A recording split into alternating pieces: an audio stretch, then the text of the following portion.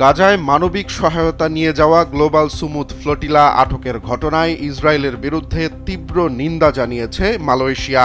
দেশটির প্রধানমন্ত্রী আনোয়ার ইব্রাহিম এক বিবৃতিতে বলেন, এই জাহাজগুলোতে ছিলেন নিরস্ত্র সাধারণ মানুষ এবং তাতে বহন করা হচ্ছিল জরুরি চিকিৎসা ও ত্রাণ সামগ্রী। অথচ ইসরায়েল এগুলোকে ঘিরে ধরে কাপুরুষের মতো ভয়ভীতি প্রদর্শন করেছে। 2 অক্টোবর সামাজিক যোগাযোগ মাধ্যম ফেসবুকে দেয়া এক স্ট্যাটাসে তিনি নিন্দা জ্ঞাপন করেন। স্ট্যাটাসে তিনি বলেন, একটি মানবিক মিশনকে বাধা দিয়ে ইসরায়েল কেবল ফিলিস্তিনি জনগণের অধিকারের প্রতি নয়, বরং বিশ্বের বিবেকের প্রতিও চরম অবজ্ঞা প্রদর্শন করেছে। এই ফ্লোটিলা সংহতি, সহানুভূতি এবং অবরুদ্ধ মানুষদের জন্য আশার প্রতীক হয়ে উঠেছিল। ইসরায়েলকে জবাবদিহিতার আওতায় আনার জন্য মালয়েশিয়া আইনানুগ সকল ব্যবস্থা গ্রহণ করবে।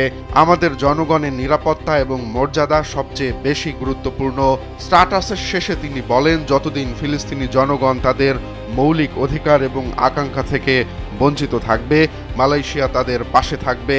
ফিলিস্তিনি প্রজন্মের পর প্রজন্ম ধরে চলা অবিচার ও বঞ্চনার অবসানের দাবিতে আমরা কখনো পিছপা হব না।